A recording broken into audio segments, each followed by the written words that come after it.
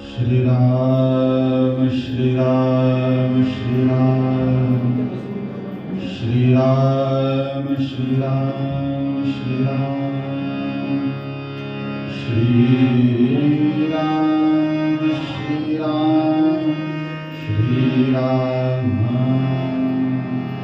श्री राम श्री राम श्री राम श्रीमन्महागणाधिपतये नमः। श्री सरस्वत्यै नमः। श्री गुरुभ्यो नमः। सर्वदेवेभ्यो नमो नमः।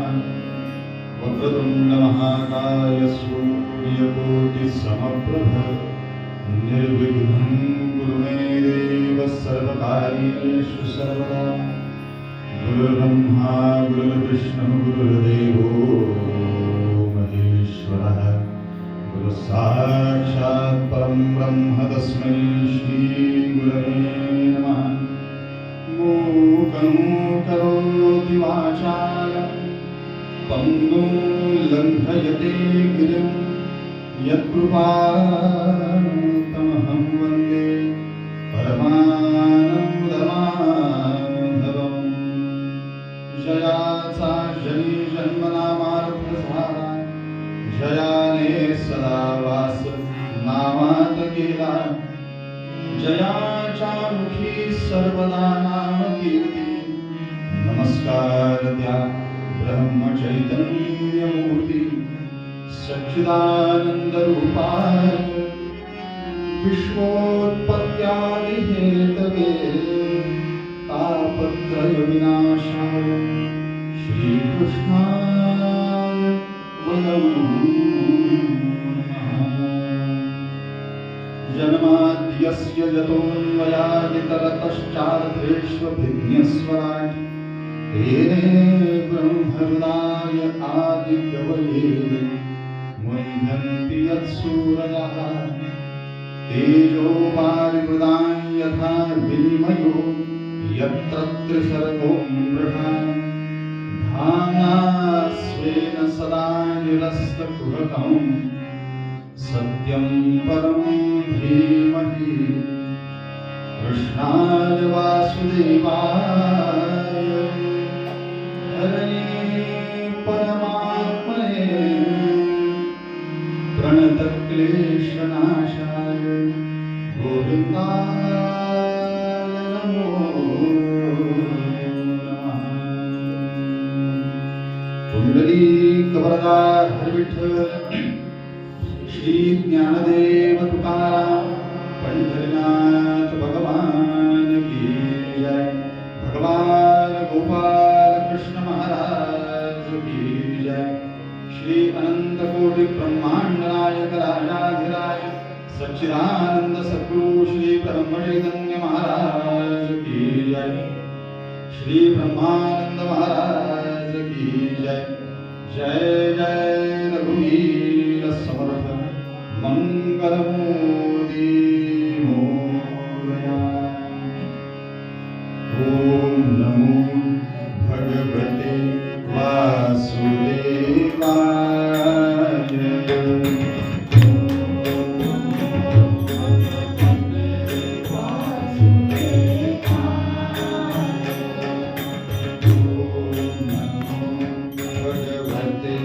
वासुदेवाय।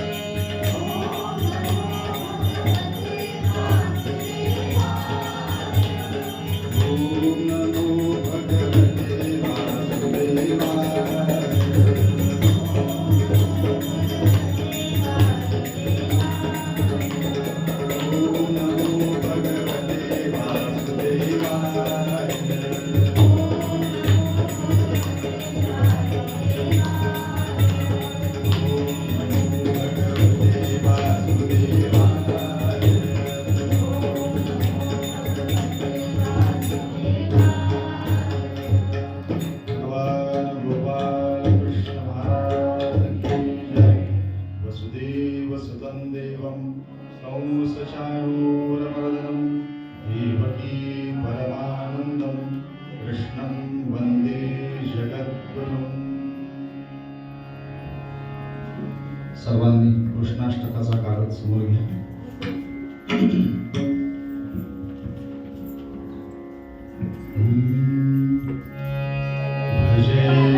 भजैकमण्डनं समस्तपापखण्डनं स्वभक्तचित्तरञ्जनं सदैव नन्दनन्दनं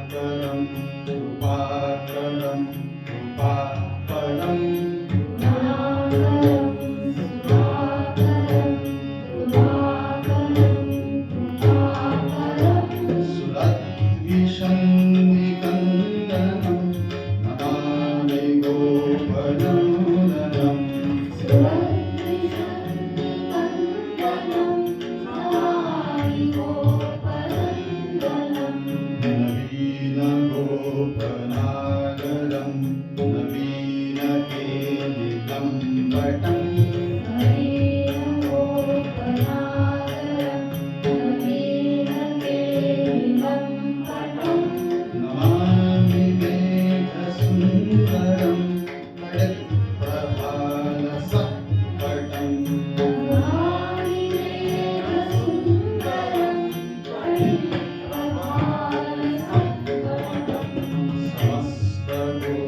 समस्तगोपनन्दनं रम्बुजैकमोदनम्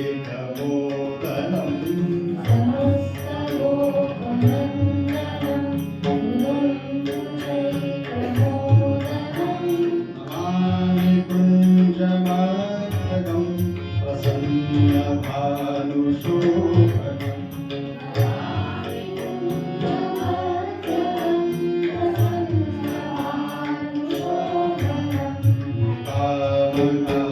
कामकामदायकं मृगन्तचारुसायकम्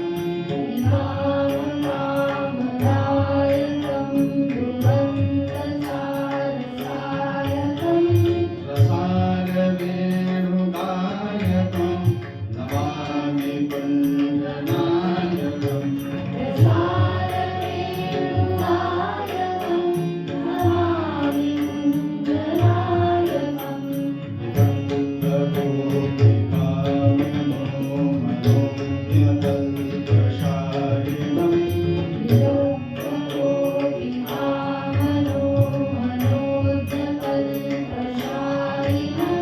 नमामि कुञ्जकानने प्रवृद्धवह्निपायिनम्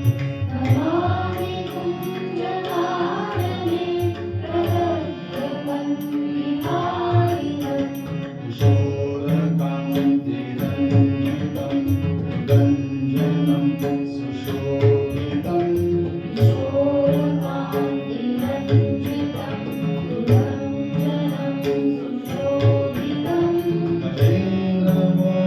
गजेन्द्रमोक्षकारिणं नमामि श्रीविहारिणम्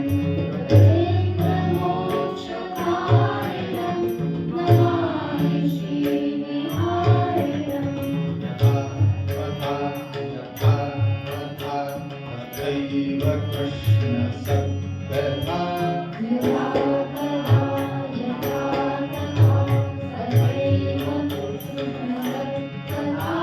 मया सदैव गीयतां तथा कृपा विधीयताम्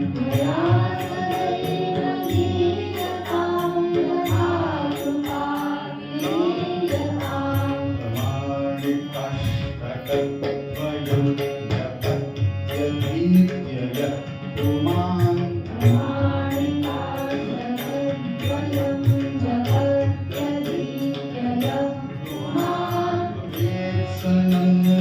सनन्दनन्दने भवे भवे सनन्दनन्दने भवे भवे सुभक्तिवान्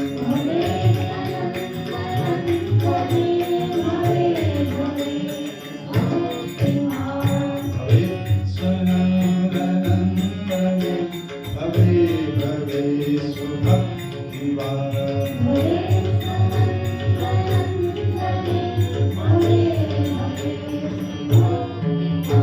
भगवान गोपाल कृष्ण महाराज की जय। श्री भगवान वाच ज्ञानं परमगुह्यं मे यद्विज्ञानसमन्वितं सरहस्यं तदङ्गं च गृहाणगदितं मया यावानहं यथा भावो यद्रूपगुणकर्मकः तथैव तत्त्वविज्ञानम् अस्तु ते मदनुग्रहात् अहमेवास्मैवाग्रे नान्यद्यत्सदसत्परं पश्चादहं यदेतच्च यो वशिष्येत सोऽस्म्यहम् हृदयेऽर्थं यत् प्रतीयेत न प्रतीयेत चात्मनि तद्विद्यादात्मनो मायां यथा भासो यथा तमः यथा महान्ति भूतानि भूतेषु चावचेष्वनु प्रविष्टान्यप्रविष्टानि तथा तेषु न तेष्वहम् एतावदेव जिज्ञास्यं तत्त्वजिज्ञासुनात्मनः अन्वयव्यतिरेकाभ्यां यत्स्यात् सर्वत्र सर्वदा एतन्मतं समातिष्ठ परमेण समाधिना भवान् विकल्पविकल्पेषु न विमुह्यति कर्हिचित्। ओम नमो भगवते वासुदेवाय। ओम नमो भगवते वासुदेवाय। ओम नमो भगवते वासुदेवाय।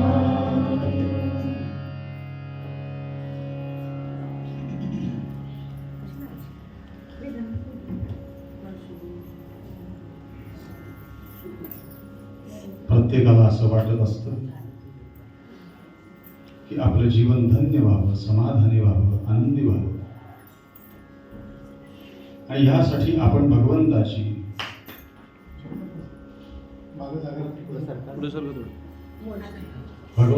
कृपा संपादन करण्यासाठी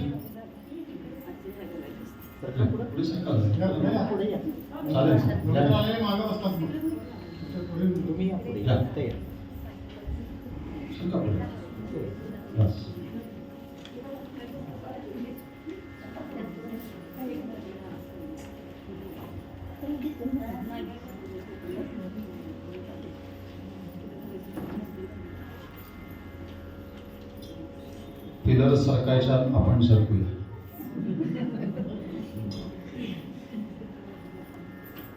कारण त्यांचंही भाग्य आहे की त्यांना भागवत ऐकायला मिळतं. निर्जीव वस्तू याचा अर्थ ती ऐकत नाही असं नाही, ते ऐकत असते सगळं. मग आपण म्हणतो भिंतीला पण कान असतात हो, असं तेही सगळं ऐकतायत. आणि ऐकण्याचा परिणाम काय असतो? आपण त्या वास्तूत पाऊल ठेवलं की आपल्याला पॉझिटिव्ह मिळतं, याचा अर्थ ते ऐकत असतं. बऱ्याच ठिकाणी असं बघायला मिळतं, संस्थानांमध्ये जिथे प्रसाद असतो तिथे वाट्या ताटं अशी पटकन फेकली जातात. ते निर्जीव आहेत म्हणून फेकलं जातं, पण त्यांना कळत नाही का हो? त्यांना कळत असतं की त्यांचंही भाग्य आहे. उदाहरणार्थ होऊन की महाराजांचा प्रसाद मला माझ्या ताटात लोकांना देता येतोय, त्यालाही पुण्य आहेच की काहीतरी. आपणच ते टाकताना किती सांभाळून टाकायला पाहिजे. टाकायला यायचं तर खरं ठेवायलाच हवं, ते टाकणंच होतं. म्हणून बऱ्याचशा गोष्टी आपण उरकून टाकतो. चला चला चला बुवा, चला लवकर कीर्तनात चला, मी पण पटकन पूजा करून टाकतो आणि खाणं खाऊन घेतो, नाश्ता करून घेतो, पूजा करून टाकतो. म्हणून त्या निर्जीव वस्तू आहेत. पण आपल्याला हे कळायला हवं की भगवंताची कृपा संपादन करण्यासाठी सजीव नव्हे निर्जीव वस्तू सुद्धा कार्य करीत असतात.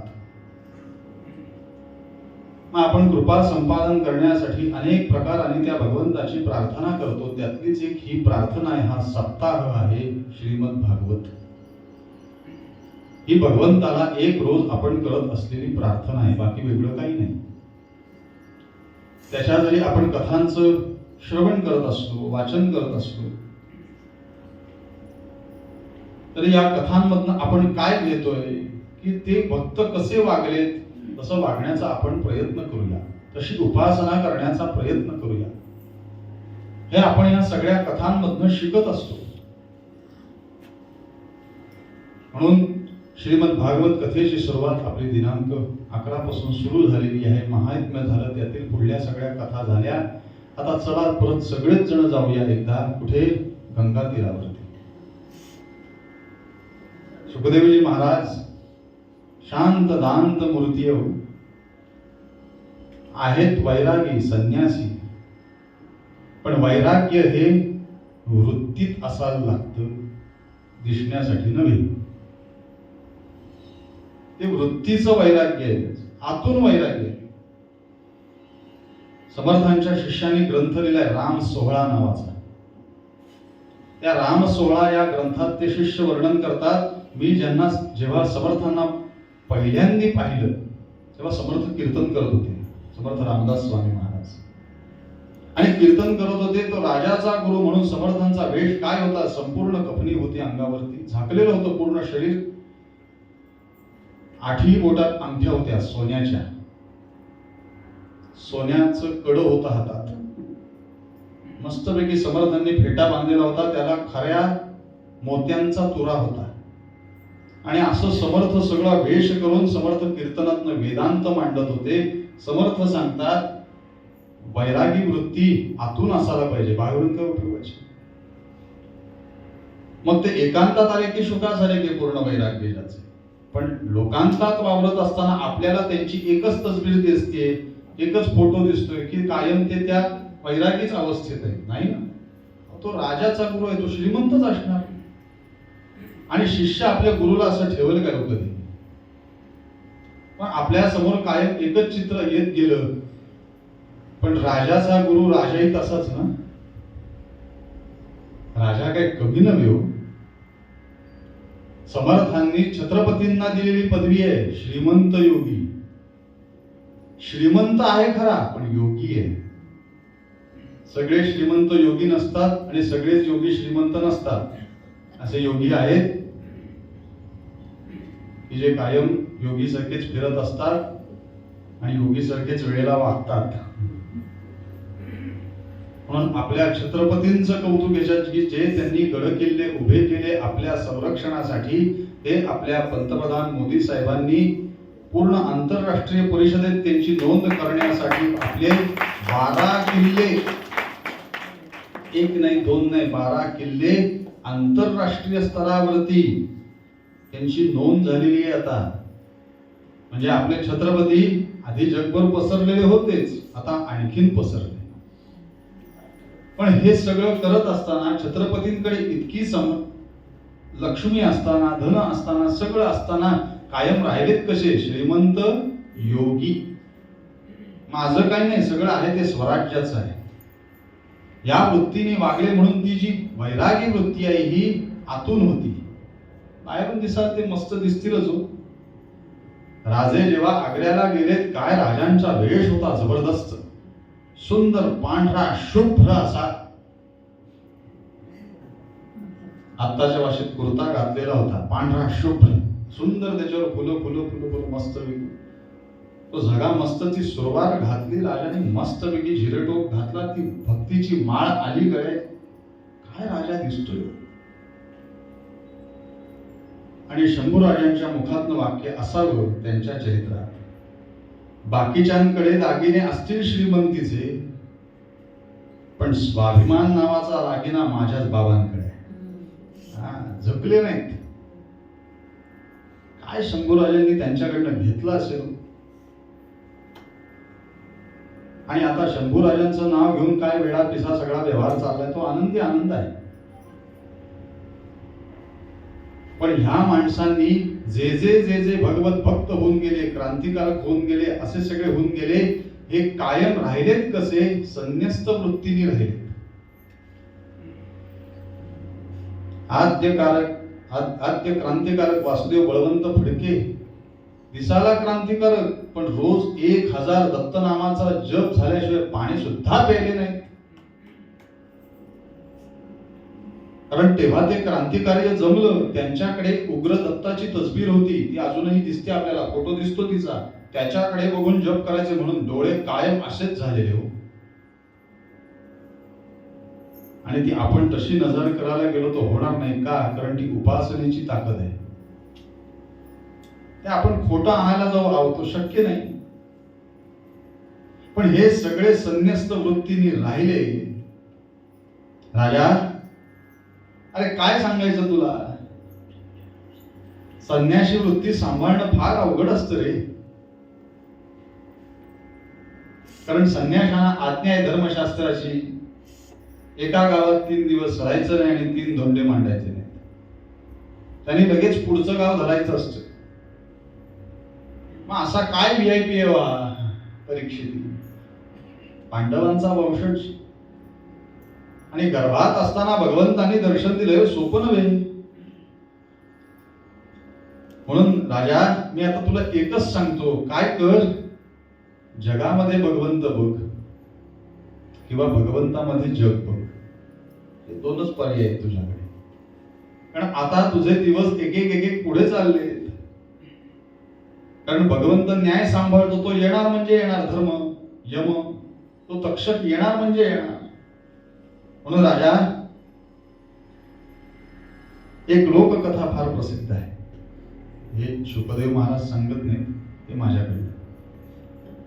एक संन्याशी गावात आला. आणि त्या नदीकाठी आला. काय स्नान संध्यादिक जी त्यांची कर्म करायची होती ती केली. गावात भिक्षा मागून आले. ती भिक्षा आता तयार करणार. तेवढ्यात त्या पाण्यात काहीतरी चमकताना दिसलं. काहीतरी चमकत आहे म्हणून पाण्यात बघितलं तर पाण्यात काही नाही. मग कळलं काहीतरी झाडावर आहे, त्याचं प्रतिबिंब पाण्यात आहे. म्हणून तो संन्यासी वर चढला झाडावर आणि बघतोय तर काय, चांदीची भांडी. कोणी ठेवलेत, काय ठेवलेत, त्याच विचारांमध्ये राहिले. जेवण करायला खाली उतरले तरी परत लक्ष जायला लागलं. 3 दिवसच राहायचं होतं, त्या भांड्यांपायी 1 महिना राहिले. आणि रोज विचार, कोणाला तरी द्यायला पाहिजेत नाही, मला काय याचा उपयोग आहे. हे वाक्य रोज चालूच आहे, मला काय याचा उपयोग. बघताय ना त्याच्याकडे. आणि महिनाभराने एक गुराखी आला. तो गुराखी आला आणि त्यांनी संन्यासी म्हटल्यावर त्यांना नमस्कार केला. बाबा म्हणाले, तस्मै श्री गुरवे नमः. संतांचं दर्शन झालं, बरं वाटलं. अरे म्हणे, संन्यासी महाराज म्हणाले, बरं झालं भेटलास. मी किती महिनाभर वाट बघतोय की कोणीतरी एखादा गरीब येईल आणि माझं मी काम पुरं करेन, मी इथनं निघायला मोकळा होईल. तो गुराखी म्हणाला, काय झालं इतकं, काय माझी का कोणाची का वाट बघताय. अरे म्हणाले, या झाडावरती कोणीतरी चांदीची भांडी ठेवून गेलंय. म्हणाले, काय, कोणी काय नेली, काय झालं काय म्हणून त्याच विचारात मी महिनाभर इथे राहिलो रे. तो हसला. तो म्हणाला, गेली 4 वर्ष मी बघतोय. मग तुला घ्यायची इच्छा झाली नाही. कोणी काय ठेवलेली असाना, आपण आपल्या कमाईचं खावं आणि सुखात राहावं. लोकांचं धन हवंय कशाला. म्हणाले, माझं लक्षही गेलं नाही नंतर त्याच्याकडे. असं तो गुराखी संन्याशांना म्हणाला. संन्याशांनी त्याला साष्टांग नमस्कार केला. म्हणाले, खरी संन्यस्त वृत्ती तुला जमली, मी नुसते कपडे घालून फिरतोय. खरा संन्याशी तू आहेस, मी आपलं सांगण्यापुरतं. असं संन्यस्त वृत्तीने राहणं अवघड आहे, संन्यासाचे कपडे घालून राहणं सोपं आहे. म्हणून आता सगळीकडे आश्रम आहेत ना प्रत्येकाचे. आश्रम याचा अर्थ काय, फक्त आकाराचे श्रम आहेत, बाकी सगळं मिळतं. सेवा, सजग असतात माणसं. आम्हालाही म्हणतात, बुवा प्रवास करून करून पाय दुखत असतील, पाय चेपू का, चेपा. बसून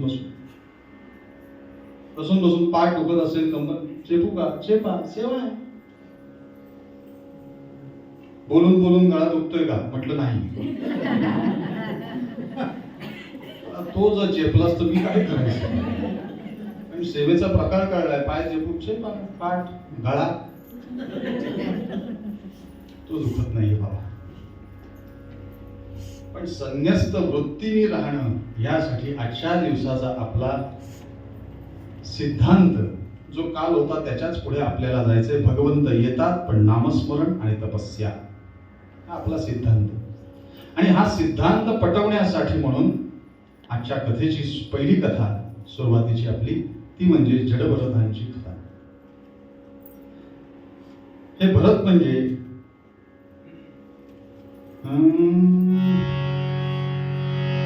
काल ज्यांचं आपण चरित्र बघितलं, ऋषभदेव, ज्यांच्यापासून जैन संप्रदाय सुरू झाला, अशा ऋषभदेवांचे हे चिरंजीव. प्रचंड बुद्धिमत्ता हो. आणि बुद्धिमत्ता इतकी की लोकांना यांच्याकडनं काहीतरी शिकावं असं वाटत असेल. श्री महाराजांचं वाक्य, श्रीमंत कोणाला म्हणावं, दुसऱ्याला आपल्याकडे काहीतरी मागावंसं वाटते म्हणजे आपण श्रीमंत. काय गोड वाक्य, काहीतरी त्याला मागावंसं वाटतंय आपल्याकडनं, साखर का होईना. याचा अर्थ आपल्याकडे श्रीमंती आहे तेवढी, साखरेची का होईना, गोळाची का होईना, जे काय असेल ते, ही श्रीमंती आहे. म्हणून या भरतांचं मूळ नाव भरत, या भरतांचा राज्यकारभार उत्तम सुरू झाला. कारण त्यांना गादीवर बसून हे ऋषभदेव निघून गेले वनामध्ये. उपदेश फार सुंदर केला आहे जडभरतांना, म्हणजे सगळ्याच त्या भरत 100 मुलांना उपदेश केलाय ऋषभदेवांनी. राज्य कसं करावं, कोणाशी कसं बोलावं, कसं वागू नये हेही सांगितलं. कारण म्हणाले मी वर्षानुवर्ष हे सांभाळलंय, हे कोणापायी, या लोकांसाठी मी सांभाळलंय, लोकांचं राज्य म्हणून मी इथे बसलेलो होतो. आता तुम्ही सुद्धा करताना राज्य असंच करा बरं, असा निरोप देऊन गेले. भरत राज्यावर आले आणि खूप वर्ष राज्य उपभोगलं आणि शेवट विचार केला, बास आता वृतांत कटकामल ध्वज जरा दिसू लागले. काय हेच पांढरे झालेले आहेत, आता बाजूला चावी सुनेच्या हातात द्यायला हरकत काय, सुनांना पटले हो. आता सुनांच्या हातात चावी द्यायचं आणि आपण निघून जायचं नाही ना. केस पांढरे व्हायची खोटी आहे, लगेच गोदरेजचा रंग आणायचा, वा एक तासभर तो ठेवायचा आणि मस्त वेगळी परत पांढऱ्याचं काळं करायचं. पण काय त्यांचं सुद्धा केसांचं वैशिष्ट्य आहे बघा, ते पांढरं व्हायचं सोडत नाही, आम्ही काळं करायचं सोडत नाही. पण ते कितपर्यंत टिकतं, महिनाभर. म्हणून संन्यस्त वृत्ती आता करावी या दृष्टीनेच भरतांनी सुद्धा राज्य सोडलं आणि म्हणाले नको आता बास, खूप राज्य उपभोगलं, त्यामुळे आता पुढे हँडओव्हर करायला हरकत नाही. आपली भारतीय संस्कृती ही क्रांती नाही करत, संक्रांत करते. क्रांती केली नाही, पण आपलं संक्रमण आहे, माझ्याकडून माझ्या मुलाकडे मग पुढे असं आपण संक्रमित करणारे, आपण संक्रांत साजरं करणारे लोक आहोत. त्यामुळे आपण क्रांती करत नाही, पण संक्रांत जास्ती करतो. संक्रमण इथून पुढल्या पिढीकडे, इथून पुढल्या पिढीकडे हे देत राहिलं ना तर सगळी माहिती होते. नाहीतर आम्ही पूजेला गेल्यावर विचारलं पुरुषाला का तुमची कुलदेवता कुठली, तो बायकोकडे बघतो. अरे तुला माहिती नाही मोठा, तुझी कुलदेवता तुला माहिती नाही, तुझं गोत्र तुला माहिती नाही, तिच्याकडे काय बघतोस, ती बाहेरून आली.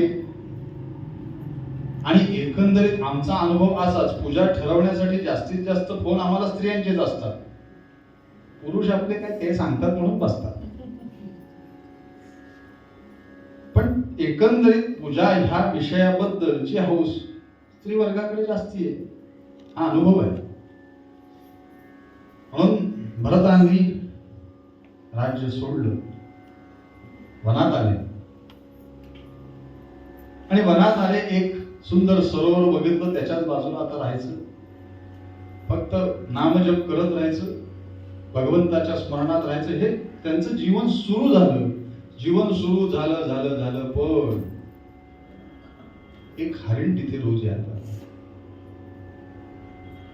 त्या हरणामध्ये यांचा जीव अडकला. मुलं बाळ सोडून आलेली आहेत, पण आता हरणाला बघितल्यावर त्याच्यात जीव अडकला. मग त्याची काळजी करायला लागली, जप राहिला बाजूला. आपल्या बाबतीतच चाललंय सगळं.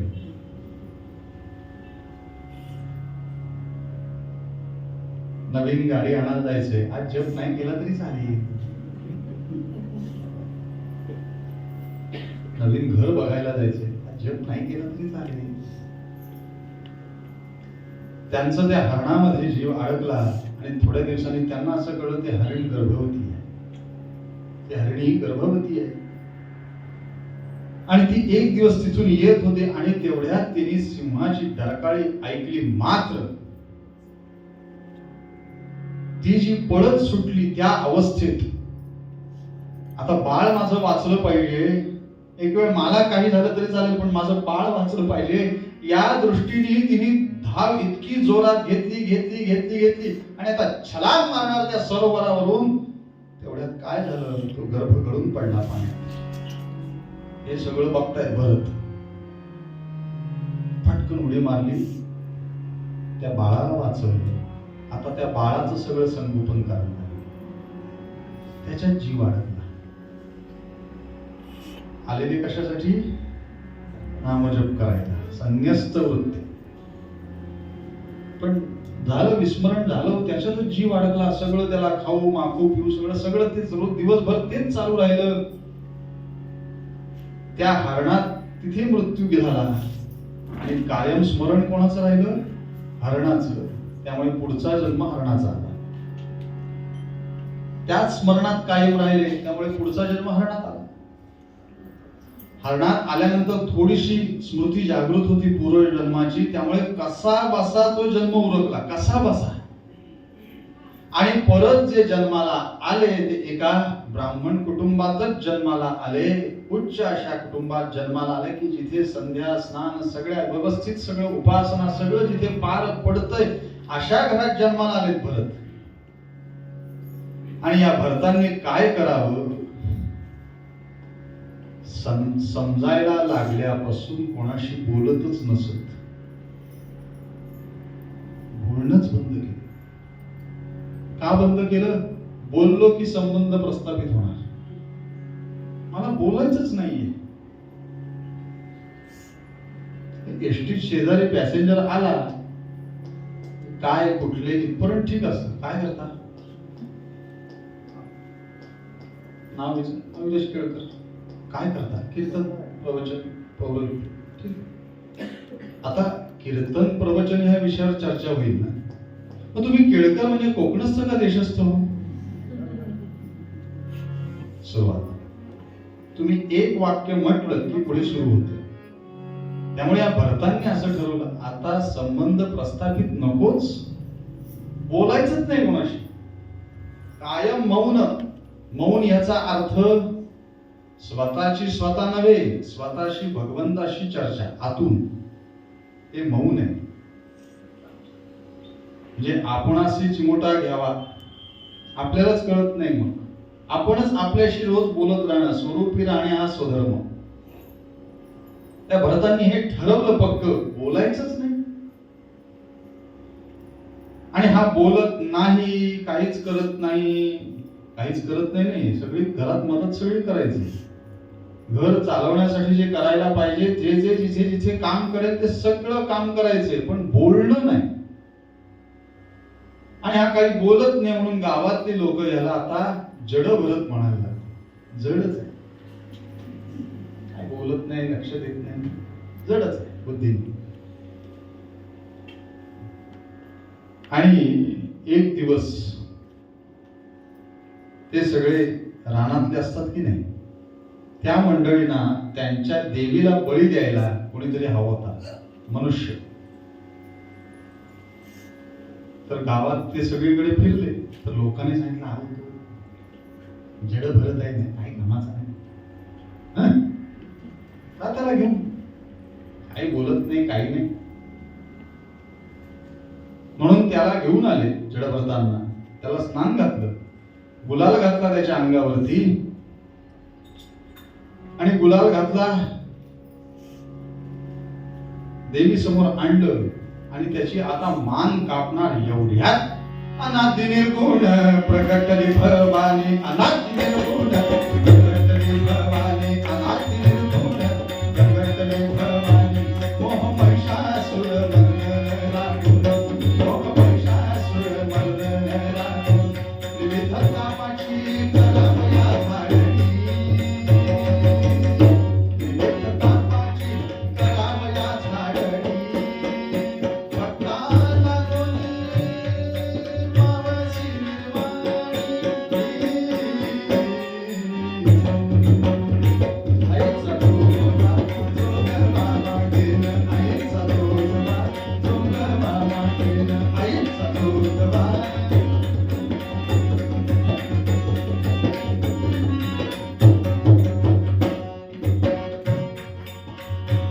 द्वैत सारोनी माळवे खालीन आत्मबोधाचा ठेवला मी घेईन वालते ठरहित वारी सिंधी जाईन आईचा जोगवा मागेन आईचा जोगवा मागेन आईचा जोगवा मागेन आईचा जोगवा मागेन आईचा जोगवा मागेन आईचा जोगवा मागेन माता की जय. ही देवी भगत भस्कनभर आली देवी त्या मूर्तीतनं सगळे पळाले. खड्ग होतो तिच्या हातात. माझ्या भक्ताला मारताय होय. ती जी प्रगट झाली सगळे पळाले. हे मात्र शांतपणे देवी पुढे उभे राहिले. भगवंतालाही असं कधीतरी वाटतं की आपल्या भक्ताचं नाव मोठं व्हावं. त्याची इच्छा असते. आपण स्वतःहून काही वेळा नाव मोठं करायची गरजच नसते. भगवंताला असं वाटतं की माझं नाव मोठं व्हावं, भक्ताचं नाव मोठं व्हावं. पण देवी प्रगट झाली हो. त्या बाळाला जवळ घेतलं. परत शुद्ध झाले. अहो भगवंताचा देवीचा स्पर्श झालाय हो. गावात बातमी पसरली. देवी प्रगट झाली. लोकांवर काय फारसा परिणाम नव्हता. एवढं काय आमच्या वेळेला पण होईल, करून दाखव. दुसऱ्याच्या वाक्य नीट लक्ष ऐकून ठेवा. माझे गुरुजी कायम म्हणतात, दुसऱ्याच्या दुःखात सहभागी होणं सोपं आहे, पण दुसऱ्याच्या सुखात सहभागी होणं अवघड. दुःखात सहभागी होता येतं.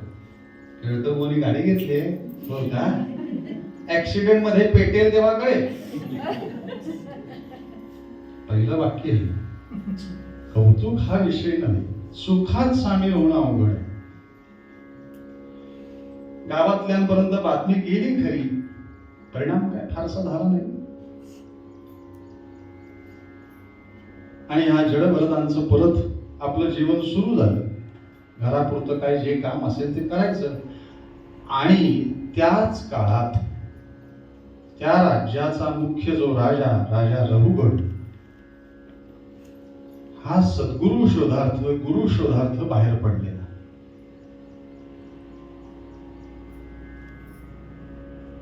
आणि थांबले एक ठिकाणी. त्या भोयांना भूक लागली. चौघजण आपले पालखी वाहत आहेत. खूप चांगलं झालं. आणि त्यावेळेला कसं जोड्या असतील तसं नव्हे पायात काय लागतंय काय होतं.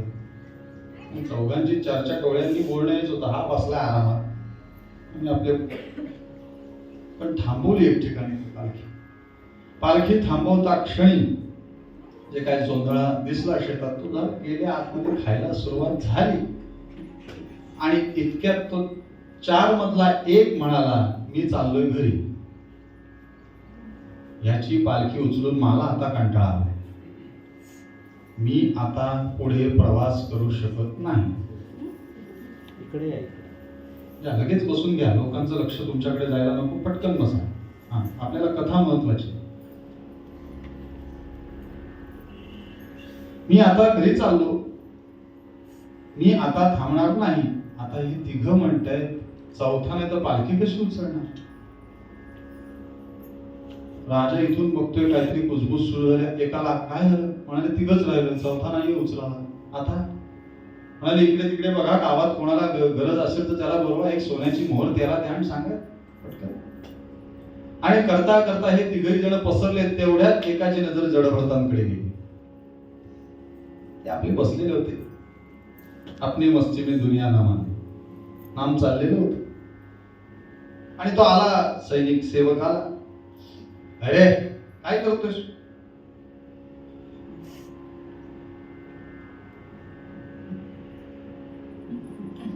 चाल एक मोहर मिळेल. चाल व्यवहारी होते. ते मोहर 3 म्हटल्यावर हे हो म्हणाले, कारण माझ्यासाठी नाही, मला प्रपंचाला तर हवंय का नको. एक मोहर मिळणार म्हणून हे निघाले. राजा आतमध्ये बसलाय. काही बोलणं नव्हतंच. पालखी उचलली. आता ज्या माणसाने इतक्या वर्ष मौन पाळले त्याची अवस्था काय असेल, जे कधी बोललेच नाहीयेत. काही जण अजिबात बोलत नाहीत आणि काही जणांना सांगत जरा गप्प बसा, आता सांगायची वेळ येते. हे बोललेच नाहीयेत. पालखी उचलली, चालायला सुरुवात केली. आता मध्ये जर पायाखाली मुंगी आली, उंदीर आला, अजून काय आलं ते मारायचं नाहीये. मुंगी सुद्धा. आता काय करावं? आता असा जर माणूस पालखी उचलाला असेल तर मुंगी आले की पुढे मारून वरती ह्याचं डोकं आपटायला लागलं. थोड्या वेळ सहन केलं यांनी आणि फक्त डोकं बाहेर काढलं आणि विचारलं, काय रे, कसं चालायचं कळत नाही का तुला? हे वाक्य ऐकलं मात्र इतक्या वर्ष गप्प असलेले जडभरत पटकन म्हणाले, स्वतःला विचारा.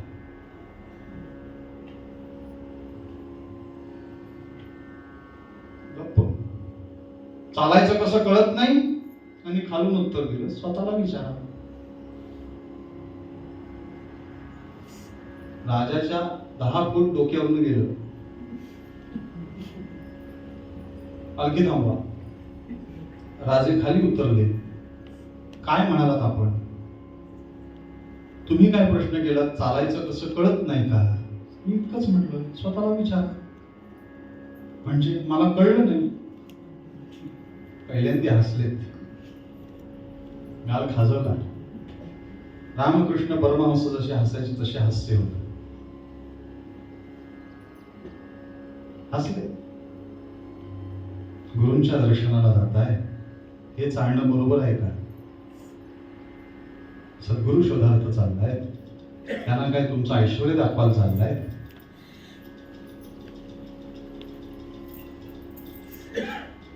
रहुगण विचार करतोय हे सामान्य नव्हे प्रकरण. हे दिसतायत तसे नाहीयेत. म्हणून श्री महाराज ज्या वेळेला इंदोरला गेले, इंदोरला जीवबाईंनी त्यांची परीक्षा घेण्यासाठी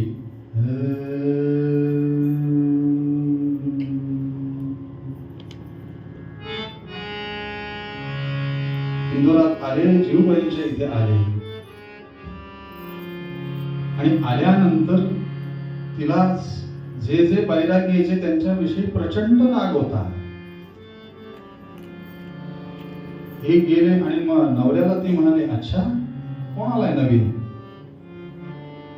सत्पुरुष आहेत. मी परीक्षा घेते आधी, बघूया माझ्या परीक्षेत पास होतं का, मग बघूया तो सत्पुरुष आहे का कोण आहे. एक दिवस फक्त बघण्यासाठी बागेत आले आणि दुसऱ्या दिवशी श्री महाराजांसाठी आपलं लाल तिखट असतं की नाही, मिरच्यांचं प्रचंड जे तिखट असतं त्याची 6 लाडू करून घेऊन आले आणि सांगितलं, ए बैराग्या घे, ज्यांनी तुला इथे आणलंय ना तो माझा नवरा, त्यांनीच पाठवलंय तुला प्रसाद. महाराज म्हणाले, वा काय दिलंय? एक एक लाडू पुढे केला. या सत्पुरुषांनी 1 2 3 4 6च्या 6 तिखटाचे लाडू पाणी न पिता खाल्ले.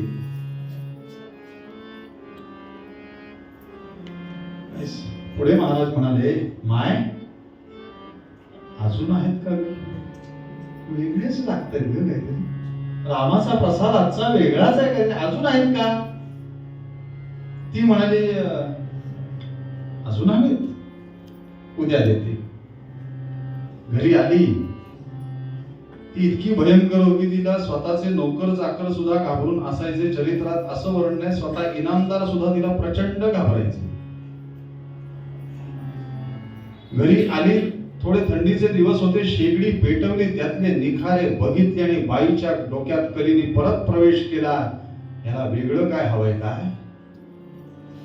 ठीक आहे. दुसऱ्या दिवशी सकाळी 9 वाजता शेगडी घेऊन बागेत आली. महाराजांशी इथल्या तिथल्या गप्पा केल्या. निखारे तयार होईपर्यंत गप्पा झाल्या, निखारे तयार झाले असं कळलं. एका परातीत निखारे सगळे काढले आणि महाराजांसमोर आली. म्हणाले, घ्या, हवं होतं ना काहीतरी वेगळं, हे खा.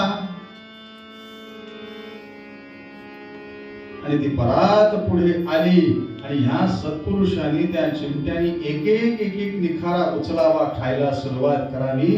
अख्खी परात संपली आणि यांनी परत प्रश्न केला, माय अजून आहे का ग?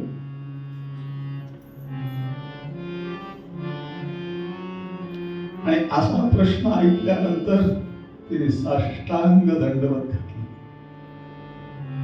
आणि संपूर्ण चरित्रात श्री महाराजांच्या तोंडून हे पहिलं वाक्य आहे. ते स्वतःला संत म्हणवतायत, नाहीतर चरित्रात असा कुठेही उल्लेख नाही मी संत आहे म्हणून. श्री महाराज तिला म्हणाले, अगं संत सत्पुरुषांची अशी परीक्षा घ्यायची नसते. त्यांची परीक्षा घेणारे वेगळे असतात आणि प्रकारही वेगळे असतात घेण्याचे. माय असं करू नकोस परत. तेव्हा ती शरण आली आणि महाराजांनी तिला अनुग्रह दिला, पुढे रामनाम दिलं, सांगितलं कशासाठी, ते दिसतायत कसे, ते वागतायत कसे, याच्यावर आपण जाऊ नये.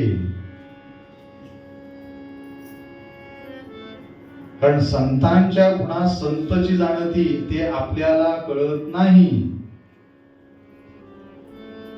आणि या जड भरताने रघुगणांना पुढे जो उपदेश केला, जबरदस्त उपदेश आहे. जे जे वडिलांकडून आपण शिकलेले आहोत ते सगळं त्या राजाला सांगितलंय उपदेशासारखं. आणि उपदेश करण्याचा अधिकार कोणाला? ज्यांनी आधी अनुभव घेतलाय त्याला. आम्हाला काहीच अनुभव नाही, हे करा आणि ते करा सांगून चालेल का? मला सांगा, एका वाक्यात पटकन आता उत्तर द्यायचंय. हा, तुम्ही आता झाले 3 दिवस, सवय झाली आता माझी तुम्हाला. देव आहे हे कोण सांगेल? ज्यांनी देव बघितलाय त्यांनी, बरोबर ना? आणि देव नाही हे कोण सांगेल? ज्यांनी देव बघितलाय का नाही? ज्यांनी देव बघितलाय तोच सांगेल ना देव नाही म्हणून. आम्ही एसीत पाय लावून करून बसायचं, हा देव नाही. अरे मूर्ख आहेस, तुला काय अनुभव? लोक म्हणतात तुम्हाला तरी काय अनुभव? अरे ज्ञानोबा म्हणतायत ना, म्हणून आम्ही बघितलंय, त्यांनी बघितलंय ना आम्ही बघितलंय. संतांच्या वचनावर विश्वास ठेवायचा का नाही? देव आहे म्हणजे असे पांचट विचारतात, त्यांना त्यांच्याच भाषेत उत्तर द्यायचं. ऑक्सिजन दिसतोय का? आहे का नाही? तो म्हणतो नाही दिसत. करा नाक बंद. मग काय होईल? ऑक्सिजन काय, देव पण दिसेल थोड्या वेळ नाक बंद झाल्यावर. डायरेक्ट कन्फर्म तिकीट, आरएसी नाही, वेटिंग नाही, कन्फर्म.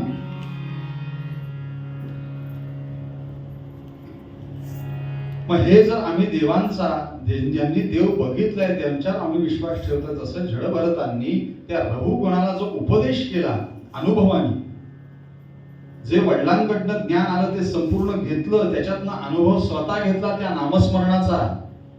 नामस्मरणाचा अनुभव घेऊन परत 2 जन्म पुढे घेऊन ती सगळी स्मृती जागृत ठेवून आता कोणाशी काही बोलायचंच नाही, फक्त देवाचं नाम घ्यायचं. त्या नामाचा अनुभव, नामात रंगुनी या व्यवहारी सर्व भोग सेवावे, हाची सुबोध गुरूंचा अनुसंधाना कधी न चुकवा.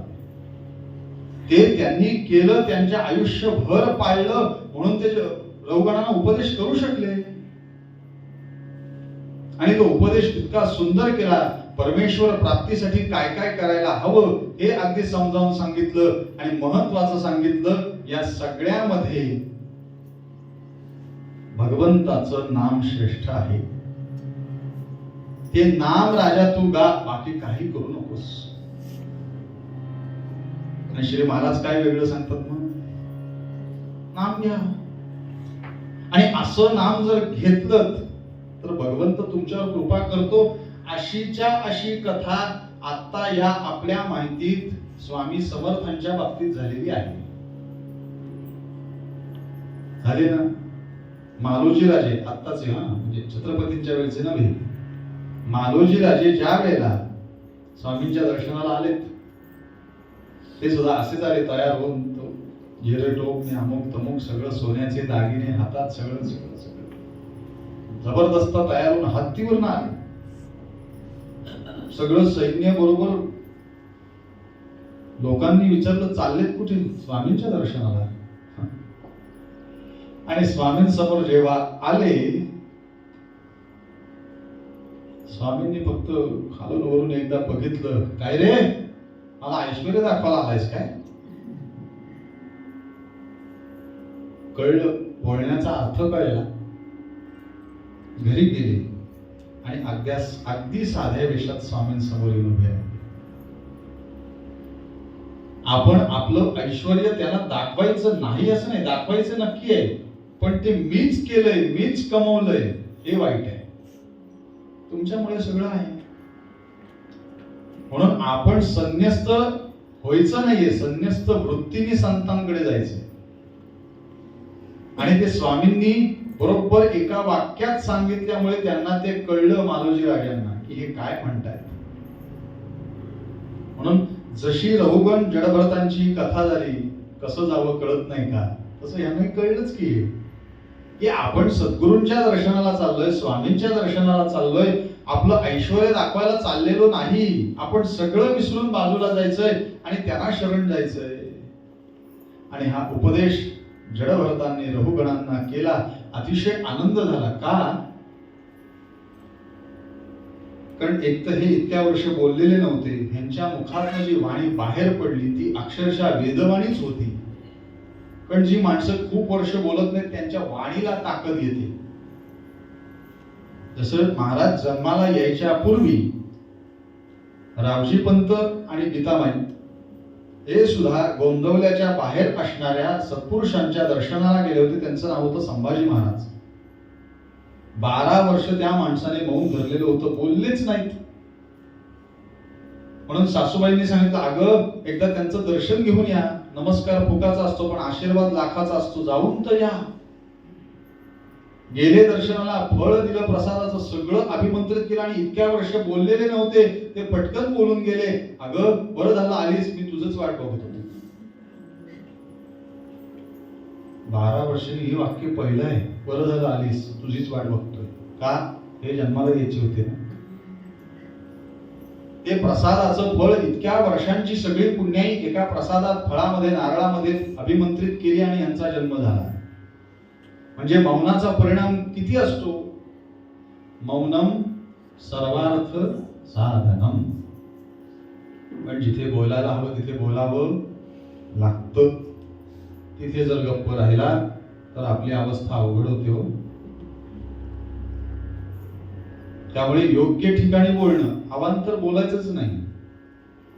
योग्य ठिकाणी योग्य तेवढंच बोलावं आणि आपलं मोकळं करावं. जडभरतांच्या या उपदेशामुळे राजाचा तर उद्धार झालाच झाला, पण जडभरतांचाही झाला. का? 2 जन्म असेच गेले. तो राज्य उपभोगलं खरं, पण नंतर हरणात जीव अडकला ना, नंतर हरण झाले. त्याच्यात 2 जन्म असेच निघून गेले. पण वडिलांची पुण्याई, पितरांची पुण्याई ही सगळी उपयोगाला आली. त्यामुळे आपल्या घरावरती पितरांचा आशीर्वाद असणंही महत्वाचं. शास्त्र असे सांगते, असे एक पुस्तक आहे, त्याचे 2 भाग आहेत. त्या 2 भागातल्या पहिल्या भागात शास्त्र असं सांगतं की एक वेळ वर्षात तुम्ही सत्यनारायणाची पूजा केली नाही तरी चालेल, पण पितरांची श्राद्ध टाळू नका. कारण पितर हे शाप देऊन परत जातात. त्यामुळे त्यांच्या तिथीला त्यांची श्राद्ध तिथी जेव्हा असते तेव्हा श्राद्ध करावं. देव आपल्याला ऍडजस्ट करून घेतो. बाबा ठीक आहे, याची शक्ती नव्हती, याच्याकडे पैसे नव्हते म्हणून यांनी सत्यनारायण केला नाही. पित्र तो अर्थ घेत नाही. ते म्हणतात तो माझा मुलगा आहे, त्याचं कर्तव्य आहे, त्यांनी माझं श्राद्ध केलं पाहिजे. ते केलं नाही की ते शाप देतात आणि परत निघून जातात. म्हणून पितृशाप हा घेऊ नका. जास्तीत जास्त पितरांचं करण्याचा प्रयत्न करा. म्हणून या पितरांचेही आशीर्वाद या जडभरतावरती राहिले. त्यामुळे त्यांचाही उद्धार झाला आणि रघुगणांचाही उद्धार झाला.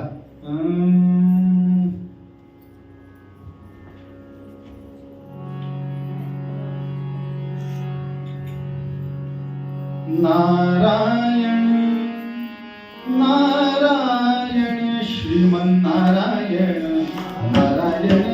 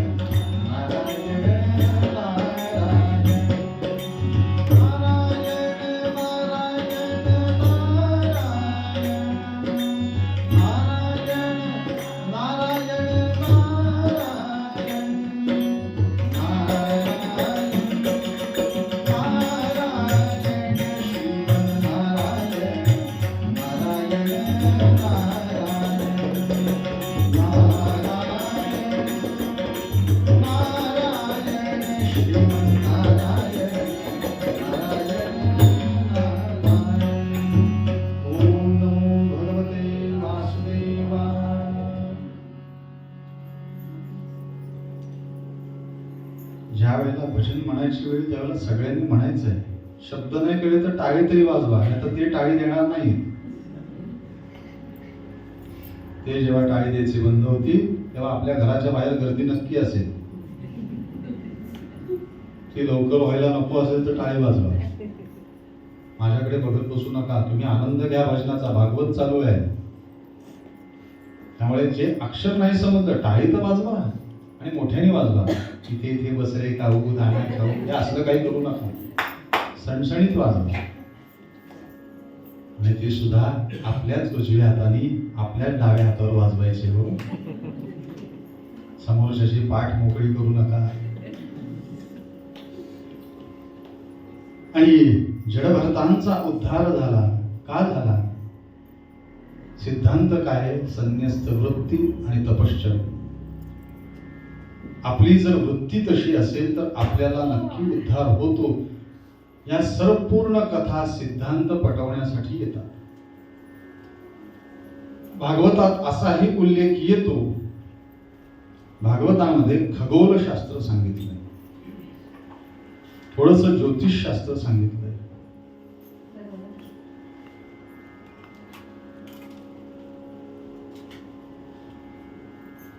आता हे परीक्षितेला काय ऐकण्याची गरज आहे?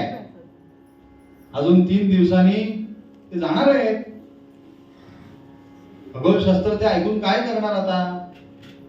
पण परत उत्तर तेच, श्रीमद भागवत परीक्षितांसाठी नव्हे सर्वांसाठी आहे. हे सारखं सारखं का सांगतोय? कारण लोकांचा गैरसमजच झालाय. भागवत फक्त परीक्षितांसाठी आहे. हो, आणि आपणही परीक्षितच आहोत. आपल्याला माहितीये का कधी जाणार आहोत? त्यामुळे राजन, अरे भगवंताची काय लीला असेल रे?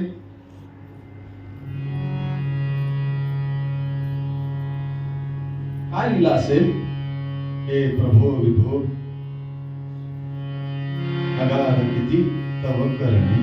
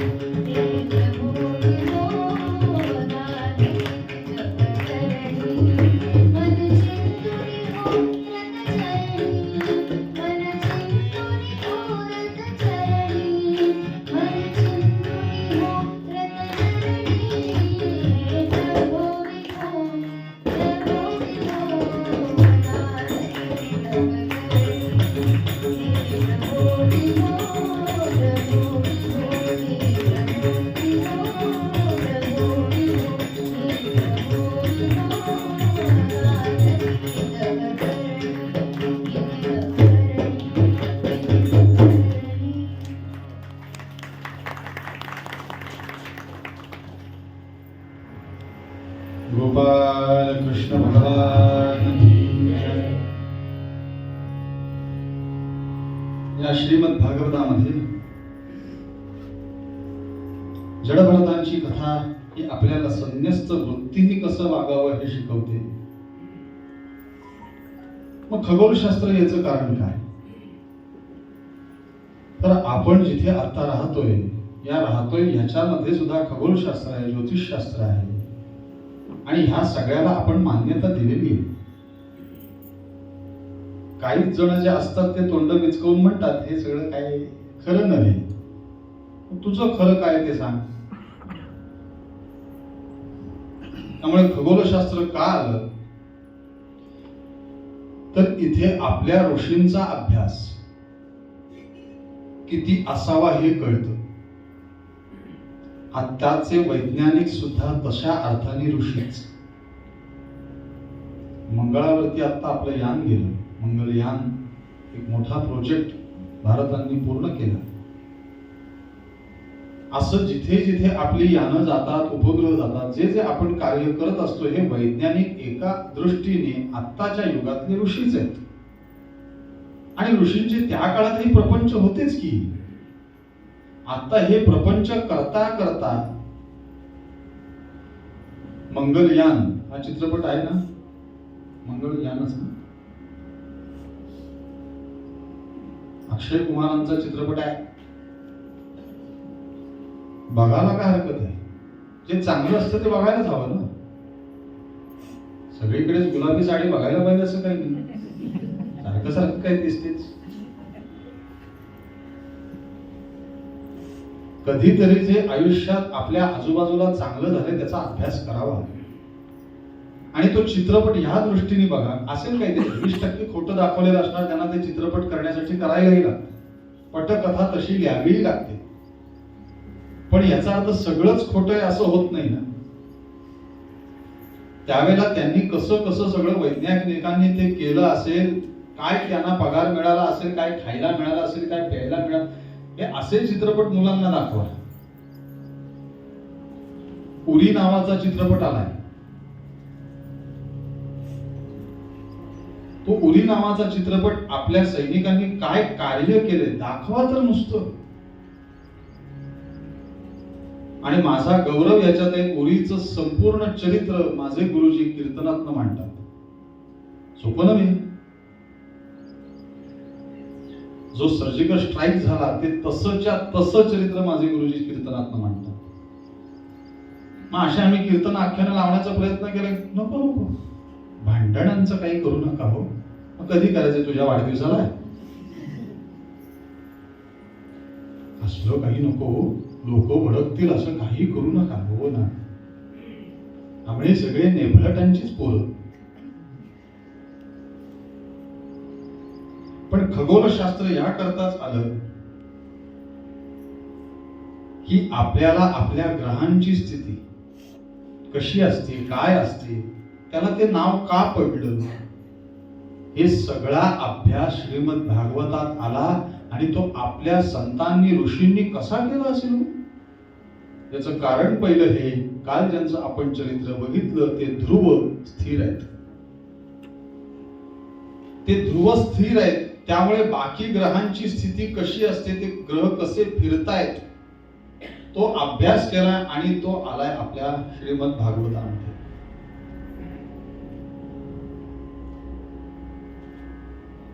आता आपण नवग्रह स्तोत्र जे म्हणतो, जपा कुसुम संकाशम काश्यपेयम महद्वितीय, सूर्याचं पहिलं नाव येते. या सूर्यालाच आपण रवी असं म्हणतो, बरोबर आहे?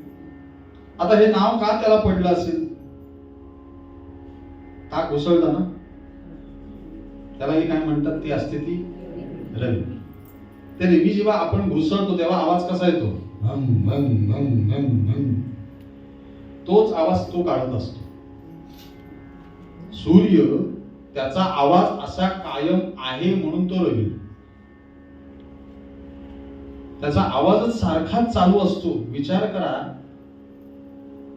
सकाळचा सूर्य आम्हाला आवडतो उगवता, काय गोड दिसतो. मे महिन्यात दुपारी 12चा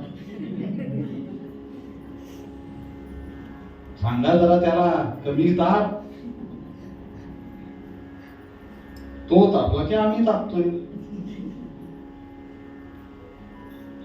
तो सकाळचा आवडतोय, संध्याकाळचा आवडतोय. बघा ना तुम्ही, त्या या दोन्ही स्थितींवरती काय किती गाणी असतील. दुपारच्या उन्हावर गाणी काढा बघू एखादं. आम्ही विचारतो, काय रे चांदणे आता फिरताना दुपारी हे चांदणच पडलंय. आणि ज्यांचं चांदण वरचं गायब असतं ना त्यांना फार त्रास असतो. चिवड्यात लाडू ज्यांचा झालेला असतो त्यांना फार त्रास असतो. पण रवी या शब्दातच ते आहे. आणि खगोलशास्त्रात इथे भागवतकार असं सांगतात, सूर्य जेव्हा मेष राशीत किंवा तुळा राशीमध्ये असतो तेव्हा त्याची दिवस रात्र समान होतात. काय अभ्यास आहे बघा. तो मेष किंवा तुळ राशीत असतो तेव्हा दिवस समान असतात. वृषभ इत्यादी 5 राशींमध्ये असतो तेव्हा दरमहा रात्र एक एक घटका कमी होत जाते. वृषभ आणि बाकीच्या राशीत त्याच्यात ती एक एक घटका, आपल्या दृष्टीने एक एक तास धरूया आपण, एक एक तास ती रात्र कमी होत जाते.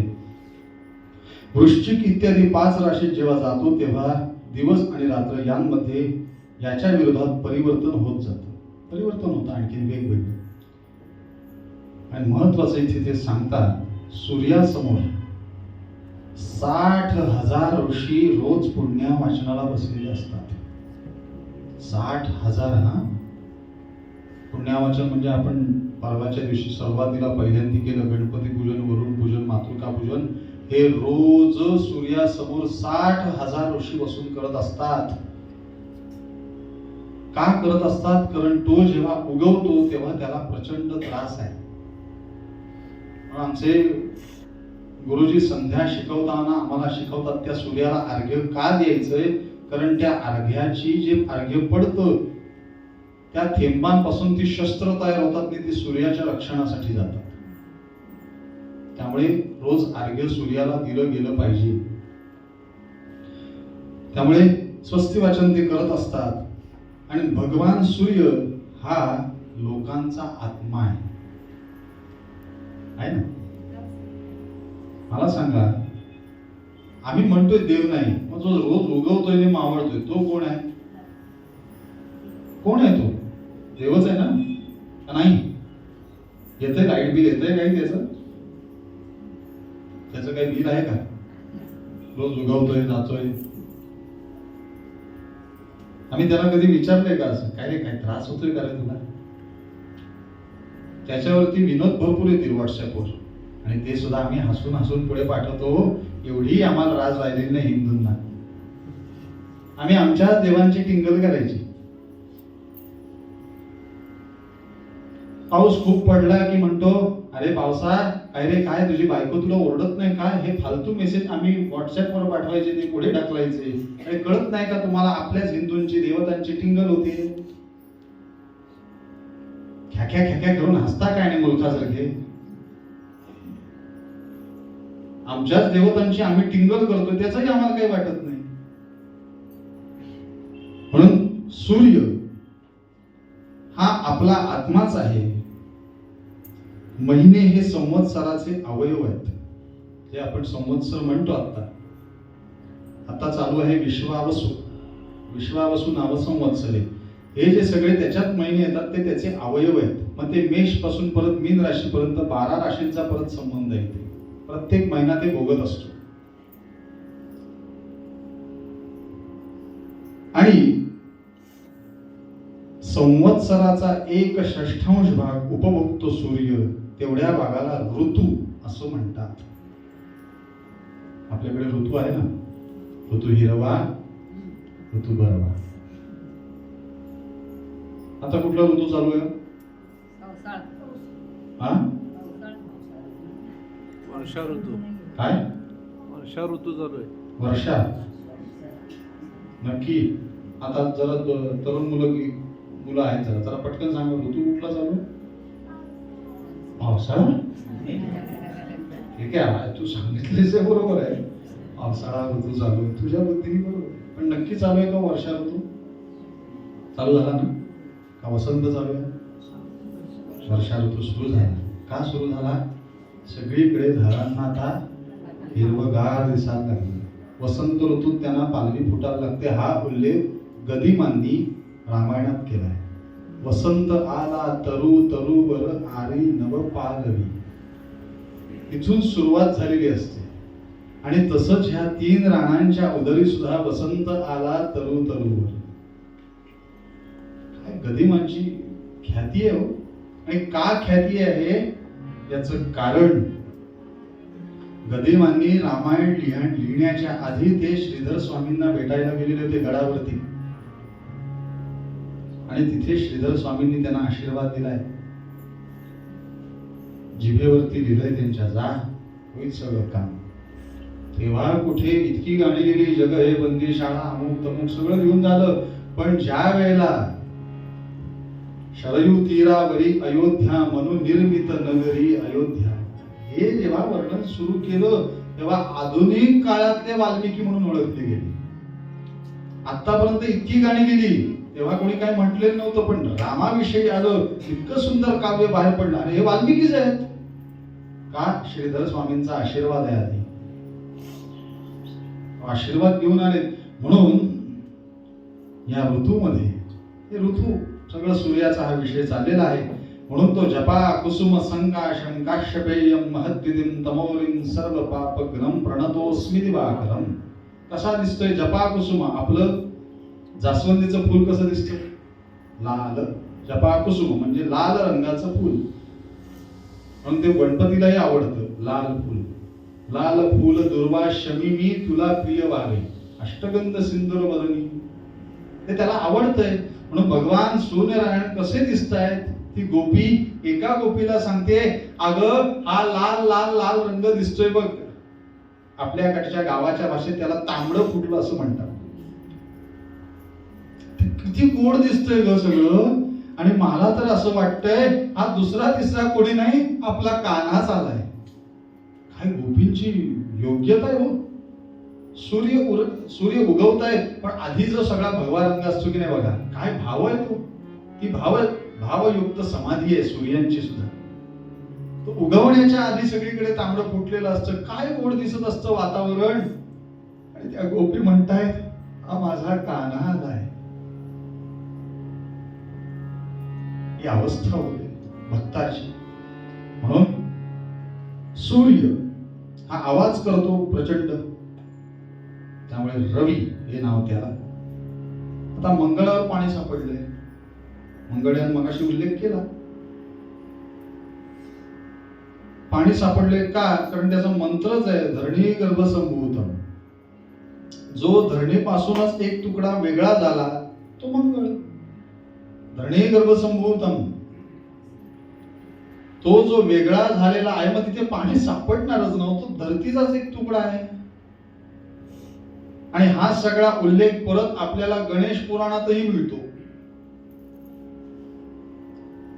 म्हणून तो भौम ग्रह आहे तो, त्या मंगळाचं ते. आता या संपूर्ण आकाश मंडलातल्या 9 ग्रहांमध्ये सगळ्यात मोठा कोण आहे?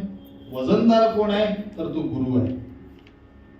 आणि असंही आपल्या प्रपंचात गुरुच मोठे ना. म्हणून देवानांच ऋषीणांच गुरुं कांचन सन्निभम. कोण आहेत ते? बृहस्पती हे देवांचे गुरु आहेत. म्हणून जो आकाराने मोठा, वजनाने मोठा, म्हणून तो गुरु. म्हणून आपल्याकडे या नवग्रहांना खूप महती आहे. म्हणजे जास्ती महती कुठपर्यंत आहे? शनींपर्यंत. राहू आणि केतू हे नवग्रह स्तोत्रात येतात, पण ते एका स्थानी नसतात. का नसतात? कारण अमावस्या पौर्णिमा यांचे शत्रुत्व आहे ना.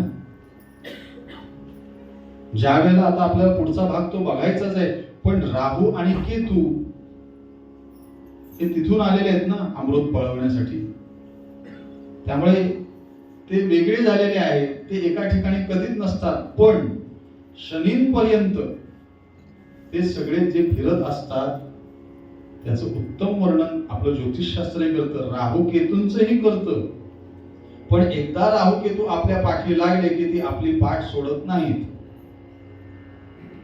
त्यामुळे ज्योतिषशास्त्रालाही महत्व आणि आपल्या भौतिक शास्त्राला, सगळ्या शास्त्रालाही महत्व आहे. त्यामुळे काही जण म्हणाले पंचांग मानू नका. अरे मानू नका काय? संकष्टीला चंद्रोदय ह्या वेळेला लिहिलाय ना, 9:40 चंद्रोदय होणार, दिसतोय ना. ती जी वेळ लिहिलेली असते ती असते ना बरोबर. मला सांगा, पंचांगात आज अमावस्या लिहिले तरी दिसलाय का चंद्र? त्यांना दिसला नाही की त्यांचे 2-2 दिवस पुढे जातात, असं त्यांचं शास्त्र. पण आमचं संकष्टी आहे म्हटल्याबरोबर संकष्टी असणार आहे ना उद्या. आता लिहिलेली आहे म्हणजे तो चंद्र बरोबर त्याच वेळेला येणार ना. म्हणजे आम्हाला जे जे लिहिलेलं आहे ते ते दिसतंय, मग खोटं कसं मानायचं? अकबर आणि बिरबल, बिरबल नव्हे खरा वीरबल, दोघांचा मुद्दा प्रसिद्ध आहे.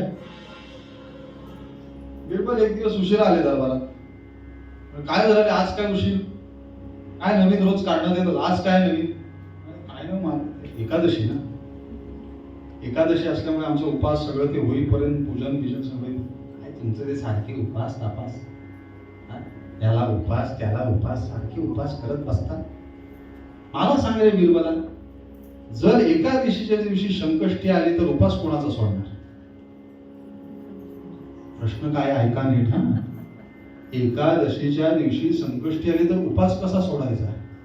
कारण एकादशीचा उपास सुटतो दुसऱ्या दिवशी, संकष्टीचा त्याच रात्री. आता आमच्यासारखा असता तर गडबडला असता. पण ते वीरबल ना म्हणाले, महाराज एक तर हे शक्य नाही बादशाह, कारण आमचं शास्त्र असं सांगतं संकष्टी पासून एकादशी पुढे अजून 7 दिवस पुढे आहे, 6.5 दिवस उदाहरण. एवढा फरक होत नाही आमच्या पंचांगात. तुमच्या होत असेल तर आनंद आहे, आमच्या तर होत नाही.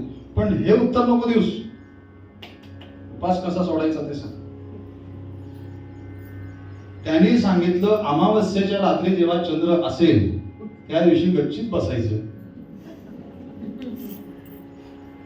आणि तेलामध्ये लोण्याचे भजे सोडायचे आणि खायचे. अमावस्येच्या दिवशी चंद्र आणि तेलामध्ये लोण्याचे भजे सोडायचे आणि खायचे, कसं शक्य आहे?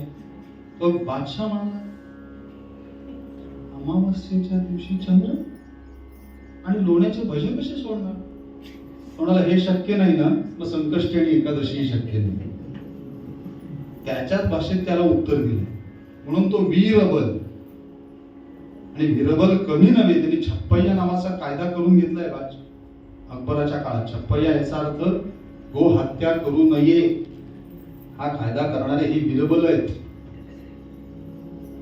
म्हणून असं आपलं पंचांग आहे ते खरंच आहे. त्यामुळे आता थोडस पटापट बघूया काय आहे ते. चंद्राच्या 3 लाख योजनेवरती अभिजितासह 28 नक्षत्र आहेत. 3 लाख वरती योजन पुढे. शुक्र ग्रह हा पाऊस पाडण्यासाठी प्रचंड उपयुक्त आहे. त्यामुळे पाऊस पडावा असं वाटत असेल तेव्हा शुक्रांचा जप करावा असं भागवत सांगते. केळकर बुवा नव्हे. आपल्याला वाटतंय आपल्या गावात पाऊस पडावा तर उत्तमपणाने शुक्रांचा जप करावा. चंद्राचा पुत्र बुध हा शुक्रापासून पुढे 2 लाख योजनेवरती आहे. चंद्राचा पुत्र बुध हा पुढे 2 लाख योजना आहे, यांच्या पुढे 2 लाख योजना मंगळ आहे. विचार करा, आपलं मंगलयान जायला इतका का वेळ लागलाय. संपर्क का मध्ये तुटले असते, म्हणून तो चित्रपट बघायचा. म्हणून म्हटलं 20% खोटं असेल पण 80% तर खरं आहे. काय झालं ते तर कळलं असेल त्यावेळेला आपलं. त्या मंगळाच्या पुढे 2 लाख योजना गुरु आहेत, त्याच्या पुढे 2 लाख योजना शनी आहेत, आणि ह्या शनींच्या 11 लाख योजना पुढे सप्तर्षी आहेत. हे आपले सगळे सप्तर्षी आहेत, ते 11 लाख शेवटी आहेत. आणि ते काय करतात, त्या ध्रुव लोकाच्या प्रदक्षिणा करत असतात. ते सप्तर्षी सारख्या ध्रुवाला सारख्या त्यांच्या प्रदक्षिणा चाललेल्या असतात. असे ते सप्तर्षी त्या प्रदक्षिणा करतात. आणि राहू आणि केतू हे असुराधम असल्याने कोणत्याही प्रकारे या पदाला योग्य नव्हते. या बाकीच्या मगाशीच सांगितलं, शनीपर्यंत सगळे आहेत, पण हे असुराधम आहेत दोघही, त्यामुळे राहू नाही. अमृत पानाच्या वेळी हे सूर्य आणि चंद्राच्या मध्येच येऊन बसलेले होते, वेश बदलून राहू. त्यामुळे ग्रहण होतं आपल्याकडे, ते मध्ये आले की ग्रहण होतं या दोघांच्या मध्ये. पण भगवंत असं सांगतात, या दोघांच्याही रक्षणासाठी मी सुदर्शन ठेवलेलं आहे. त्यामुळे ग्रहण जरी लागलं तरी ग्रहण काळात काय काय कसं कसं करावं याचं वर्णन आपल्याला पंचांगात येतं ना. म्हणजे पंचांग आपलं किती सत्य बोलतं बघा. आता संवत्सर फळ वाचलं तर तुम्हाला हे कळेल की त्याच्यात उल्लेख असतो, भारताच्या बाहेर काही देशांमध्ये थोडा असंतोष राहील, किंवा आपल्याही देशात या काळात असंतोष राहील. ते कुठलाही उल्लेख करत नाहीत, कुठल्या देशाचा उल्लेख करत नाहीत, पण सत्य होतं सगळं. त्यामुळे पंचांग का सत्य मानावं, किती अभ्यास असेल त्यांचा. आणि ह्या सगळ्या खगोलशास्त्राबरोबरच त्याच्यात असाही उल्लेख आलाय की या पृथ्वी तलावरती, म्हणजे भगवंताच्या या संपूर्ण निर्माण केलेल्या पृथ्वी तलावरती 7 समुद्र आहेत. 7 समुद्र आहेत. त्यातला पहिला दह्याचा, दुधाचा, तुपाचा, मधाचा, दारूचा, खारे पाणी आणि ऊसाचा रस, असे 7 समुद्र आहेत. या 7 समुद्रांचा अभ्यास कसा करावा, काय आहे याचं. पण जेव्हा मी गुरुजींकडे भागवत शिकत होतो त्यावेळेला गुरुजींनी मला जे नाव सांगितलं तेच सांगतो, माझ्या नावावर मी काही खपवत नाही. भगवद्गीता अभ्यासक त्यावेळेला पुण्यात विनायकराव कुलकर्णी राहत होते. त्यांचं नाव भाऊ कंसात. ते भाऊ कुलकर्णी खूप मोठे गीतेचे अभ्यासक, ज्यांनी गीतेवर PhD करून आपली स्वतःची पुस्तकं प्रकाशित केली असे भाऊ होते. आमचे गुरुजी त्यांच्याकडे एक दिवस असंच विचारायला गेले. म्हणाले, भाऊ या तुमचा खरा भागवताशी फार संबंध येत नाही, पण तरी मी एक संत म्हणून, एक सत्पुरुष म्हणून मी तुम्हाला हा प्रश्न करतोय की हा 7 समुद्रांचा अर्थ काय लावायचा आहे. भाऊंनी पुस्तक हातात घेतलं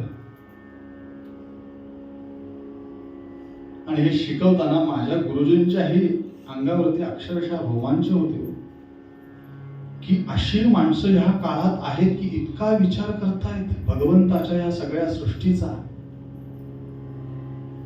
मग तो दयाचा समुद्र कुठला, दुधाचा कुठला. तर दुधाचा समुद्र सांगताना गुरुजी सांगतात, भाऊंच्या डोळ्यात पाणी आले. अरे म्हणाले, वेड्या या सगळ्या माता म्हणजे दुधाचा समुद्र आहे. काय कल्पना शक्ती असते. सर्व माता म्हणजेच दुधाचा समुद्र आहे. रामा तू माझा यजमान, बाहेर पडता मातेचे स्तनी पय केले निर्माण. काय ताकद आहे. अरे वेड्या, सगळ्या माता म्हणजेच दुधाचा समुद्र आहे रे. मग भाऊ दयाचा समुद्र. भाऊनी उत्तर दिलं, अरे सगळी लहान बालक म्हणजे दयाचा समुद्र आहे. बघा ना, ती लहान मुलं त्यांचे गाल आठवा का कसे त्या दयाची आपण ती वडी काढतो की नाही वरची, असे गोल गुलगुडे. बाळाला द्या बॉन बॉन ना, ग्राईप वॉटर, बाळ बाळ होईल छान छान मजबूत. मजबूत पाहिजे. मस्त ते असतात की नाही गाल त्यांचे मरफी बाळ ते असतं बघा, असं गाल फुगून बसलेलं असतं. लहान मुलं तशी दिसतात. लहान मुलं हा दह्याचा समुद्र आहे. भाऊ तुपाचा, तुपाला आपण स्नेह असं म्हणतो. अरे म्हणाले सज्जन व्यक्तींमधला असलेला हा स्नेह आहे, हा तुपाचा समुद्र आहे. मला आमच्या सरांविषयी स्नेह आहे. म्हणजे काय? लोणी हे भगवंतांनी चोरलंय आपलं हृदय. तूप म्हणजे आपला अनुभव आहे. लोणी जेव्हा कळतं, जेव्हा आपला अनुभव हे तूप आहे. त्यामुळे आपला स्नेह आहे, प्रत्येकाचा स्नेह आहे. आणि हा सगळा स्नेह म्हणजेच तो सागर आहे, तुपाचा सागर आहे. मधाचा भाऊ म्हणाले, अरे प्रत्येक जण एकमेकांच्या जीवनात जो गोडवा भरतो ना, तो मधाचा समुद्र आहे. एकमेकांच्या आयुष्यात आपण गोडवा भरण्याचा प्रयत्न करत असतो. संत काय करतात? आनंदात असावे आड सभय द्वेष दूर त्यागावे. ते म्हणतात आनंदात असावे. म्हणून तो मधाचा समुद्र एकमेकांमध्ये गोडवा भरवण्याचा. पुढचा समुद्र आहे त्याचा अनुभव. बुवा बाकी भागवत राहू द्या बाजूला, तो दारूचा समुद्र कुठे आहे सांगा. त्याचा अनुभव प्रत्येकाला आहे. जिथे जिथे ते पडलेले असतात तिथे समजावं इथे नवीन खड्डा झालेला आहे. कारण ते रोज खड्डे मापतच चालत असतात. सापशिडीसारखं इथून इथे, इथून तिथे, इथून तिथे. 7 नंतर सगळे सरकार मान्य.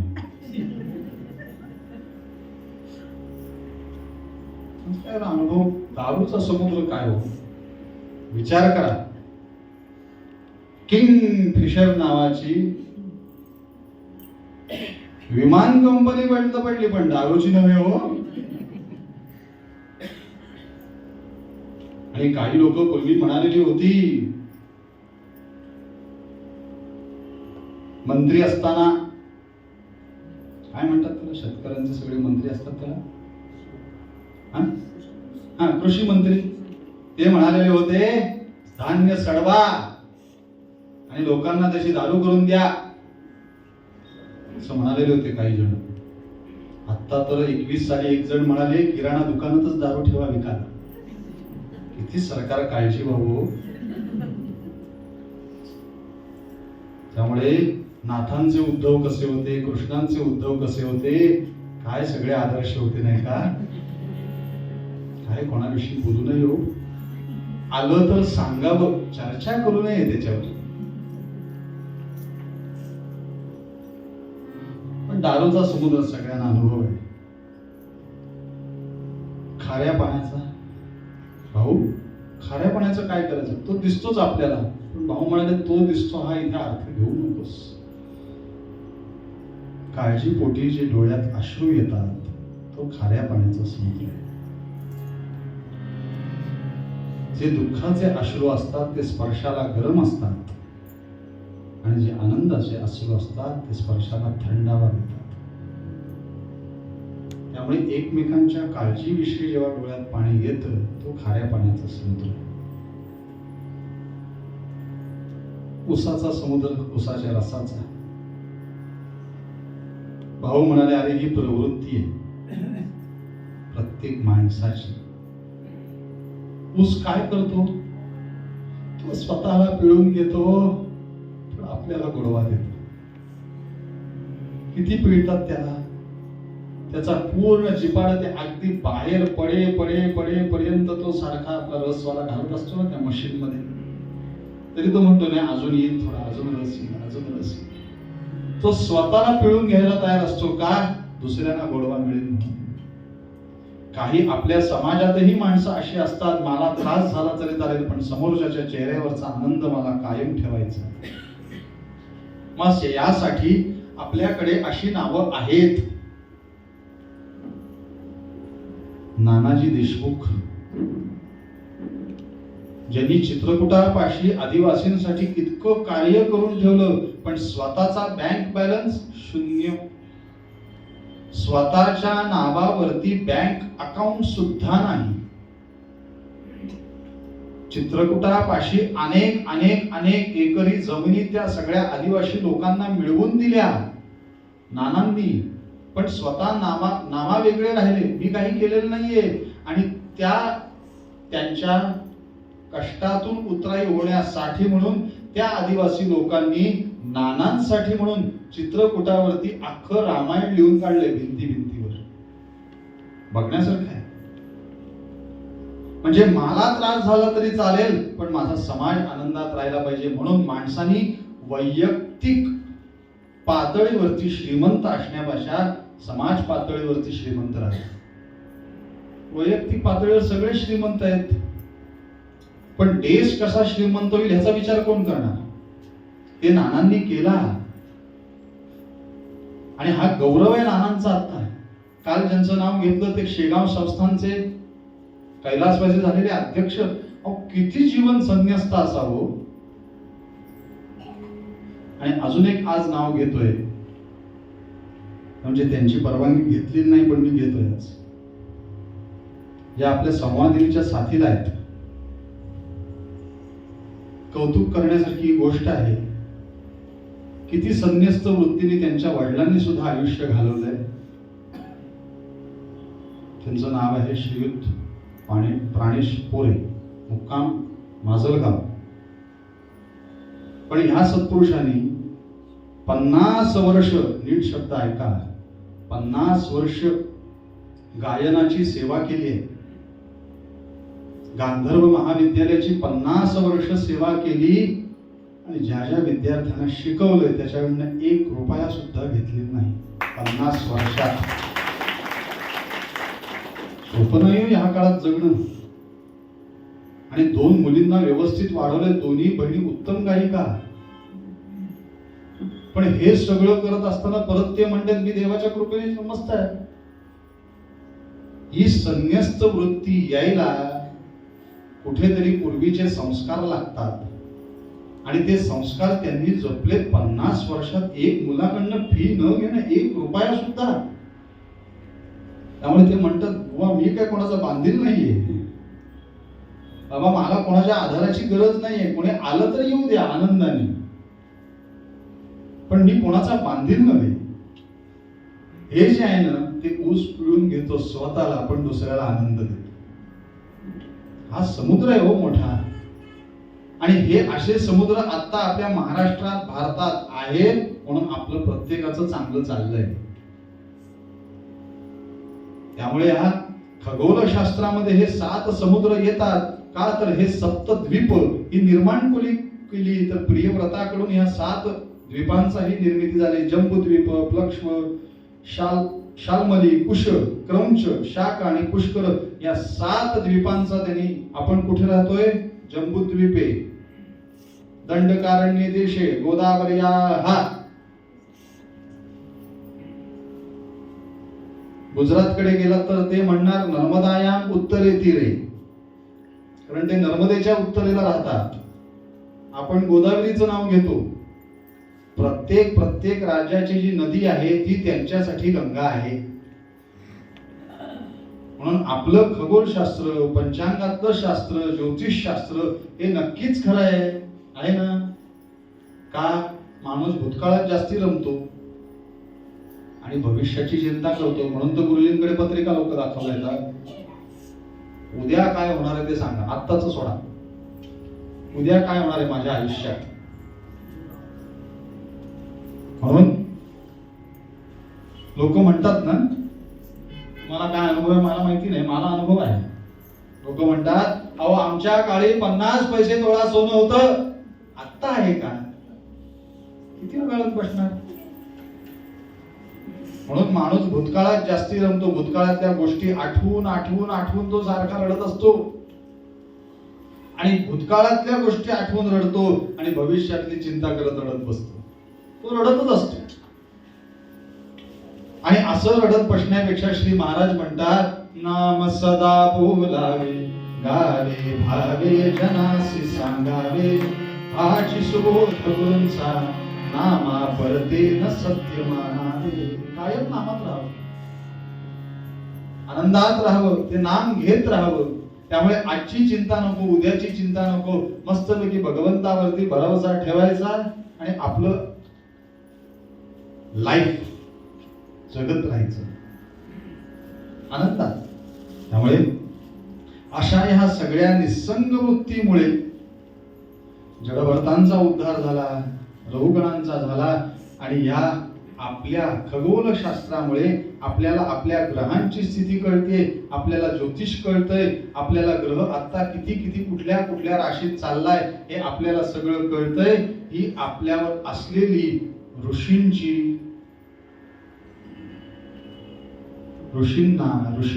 आपल्याला दिलेली एक देणगी आहे, तो आशीर्वाद आहे. म्हणून देवऋण, पितृऋण आणि ऋषी ऋण. त्यामुळे त्या काळात दोनच संस्कृती होत्या जुन्या काळात, ऋषी आणि कृषी. कृषी काय करायचा, शेताची सगळी मशागत करायचा आणि आपल्याला धान्य द्यायचा. आणि ऋषी काय करायचे, आपल्या शरीराची नांगरणी करायची आणि आपल्याला नाम द्यायचे. दोघांचं काम सारखंच होतं. त्यामुळे ऋषी आणि कृषी या परंपरा असल्यामुळे या ऋषींनी आपल्याला जगायचं कसं कळवलं, समजून दिलं. आणि कृषींनी आपल्याला खाऊन कसं जगा हे शिकवलं. चांगलं खा, उत्तम खा, मस्तपैकी खा, प्रवासात आत मस्तपैकी खा, कुरकुरीची 4 पाकिटं घ्या आणि खात बसा. पोटाला त्रास झाला तरी चालेल, जे खायला नकोय तेच आम्ही खाणार 100%. काय त्या मुलांना हसू आलंय बघा मागच्या. मला वाटतंय का बुवांचं लक्ष नाही, सगळ्यांवर लक्ष आहे माझं. कोण झोपलंय, कोण जागा आहे. सगळे झोपेत सुद्धा मला मान हलवत आहेत. हो बरोबर आहे, हो काय अभ्यास आहे तुमचा, झोप काय लागते हो. अशी झोप गोळ्या घेऊन सुद्धा लागत नाही हो, तुमच्या अभ्यासामुळे झोप लागते. पण असं हे खगोलशास्त्र कोणी सांगितलं कोणाला? शुकदेवांनी राजा परीक्षिताला. असं कोण कोणाला सांगताय अजून? सूत महर्षी शौनकांना सांगताय. आणि हा सगळा अभ्यास केल्यामुळे अजून कोण कोणाला सांगताय? केळकर बुवा तुम्हाला सांगताय. हे सगळे संवाद चालू आहेत. राजा, अरे काय चहाला वगैरे उठायचंय का? राजा म्हणाला तशी गरज नाहीये, पण थांबलात तर बरं होईल. हा तयार आहे. सर्वांनी 10 मिनिटाचा आपण ब्रेक घेऊया. 11ला 10 मिनिटे, 11ला परत कथा सुरू होईल. पटकन चहा घ्यायचा, चहाचे ग्लास योग्य ठिकाणी टाकायचे. आपण आपल्याच घरी असल्यासारखं वागायचंय, इकडे तिकडे टाकून द्यायचं नाही. आपण हिंदू आहोत, आपण योग्य ती काळजी घ्या. धन्यवाद. श्रीराम जय राम जय श्रीराम.